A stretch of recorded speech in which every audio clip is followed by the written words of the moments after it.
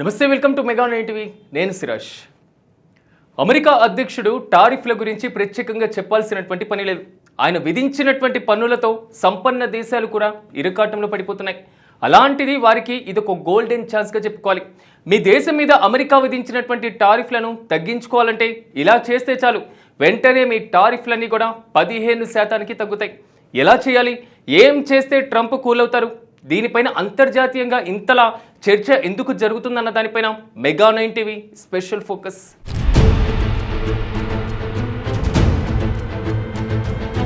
Trump cool అవ్వాలంటే gift ఇవ్వండి, కానీ దాన్ని మౌంట్ రష్ మోర్ కాపీ కాకూడదు.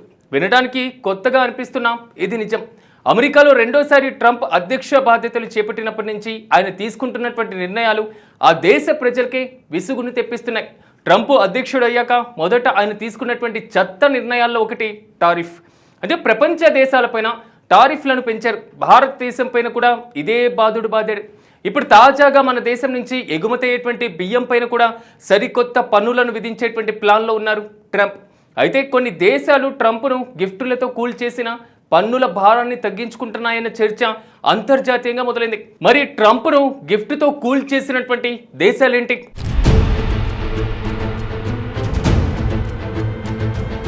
ఇందులో మొదటిది స్విట్జర్లాండ్.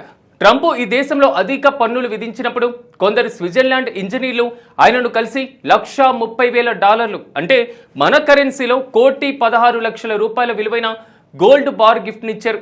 దీంతో ఆయన ఓ రోలెక్స్ డెక్స్ వాచ్ కానుకగా ఇచ్చారు. కట్ చేస్తే మొత్తం 10 రోజుల్లో టారిఫ్లు అంటే ఆగస్టులో 39% ఉండేవి, ప్రస్తుతం అది 15%కి తగ్గిపోయాయి.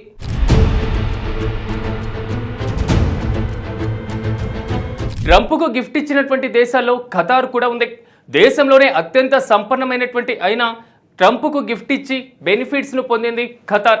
ఖతార్లో ట్రంప్ పర్యటించిన సమయంలో లగ్జరీ బోయింగ్ 747 జెట్ను గిఫ్ట్గా ఇచ్చారు. ట్రంప్ హయాం పూర్తయ్యాక ఈ మిషన్ ట్రంప్ ప్రెసిడెన్షియల్ లైబ్రరీకి ట్రాన్స్ఫర్ అవుతుందని సమాచారం. అయితే జెట్ లైన్ ఆఫర్ చేసినటువంటి 3 రోజులకు అన్మ్యాడ్ ఎయిర్ క్రాఫ్ట్ను కౌంటర్ చేసేందుకు కూడా డిజైన్ చేసిన ఎఫ్ఎస్ లీడ్స్ వ్యవస్థను పొందినటువంటి తొలి దేశంగా ఖతార్ నిలిచింది.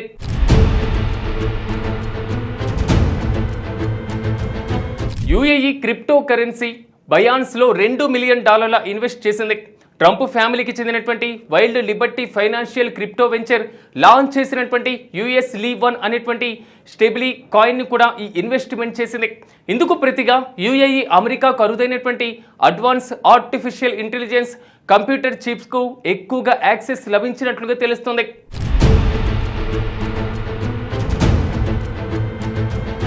ఇక సౌదీ అరేబియా విషయానికి వస్తే ఈ దేశానికి చెందినటువంటి రియల్ ఎస్టేట్ కంపెనీ 2 ట్రంప్ టవర్స్ను నిర్మించేందుకు ఒప్పందం కుదుర్చుకుంది.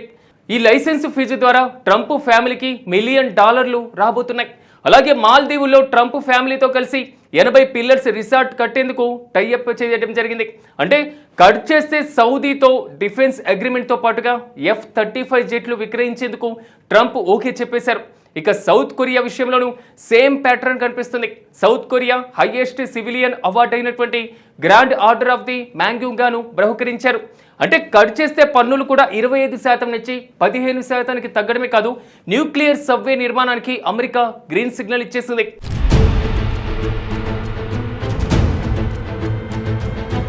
ఇకపోతే భారత్ యొక్క ఆల్ టైమ్ శత్రువైన పాకిస్తాన్. ఈ దేశం కూడా ట్రంప్ను మచ్చిక చేసుకునేందుకు నోబెల్ పురస్కారానికి నామినేట్ చేయడం జరిగింది. ఓ వుడెన్ బాక్స్లో రేర్ మెటల్స్, అదేవిధంగా మరో ముఖ్యమైనటువంటి ఖనిజాలు షిప్ అంటూ కూడా సింబాలిక్ గెస్టేట్గా అమెరికాకు పంపింది. దీనివల్ల భారత్తో పోలిస్తే పాకిస్తాన్కు తక్కువ టారిఫ్లు పడ్డాయని, 19% మాత్రమే పన్ను ఉందనేది మాత్రం పలువురు చెప్తున్నారు. అంతేకాకుండా పాక్ ఖనిజాలపైన ఓ అమెరికన్ కంపెనీ $1 మిలియన్ ఇన్వెస్ట్ చేసేందుకు కూడా సిద్ధమైపోయింది.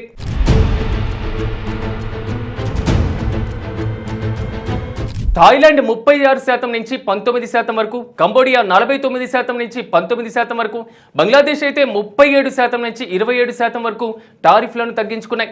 ఇందుకోసమే అమెరికాతో ఒప్పందాలు కూడా కుదుర్చుకుంటున్నాయి. ఇప్పటి వరకు ఏ అమెరికా అధ్యక్షుడు కూడా గిఫ్ట్లకు కరిగిపోలేదు. ట్రంప్ ఒక్కరే ఈ ట్రెండ్ను అందుకుంటున్నారనేటువంటి విమర్శలు కూడా వస్తున్నాయి. మరి ఇండియా విషయంలో ట్రంప్ తగ్గేదెప్పుడు? భారత్ తమకు భజన చేయాలని ట్రంప్ ఆశిస్తున్నారా? అదే నిజమైతే మోడీ చేస్తారా? ఇంతకీ మీరేమనుకుంటున్నారనేది కామెంట్స్లో తెలియజేయండి.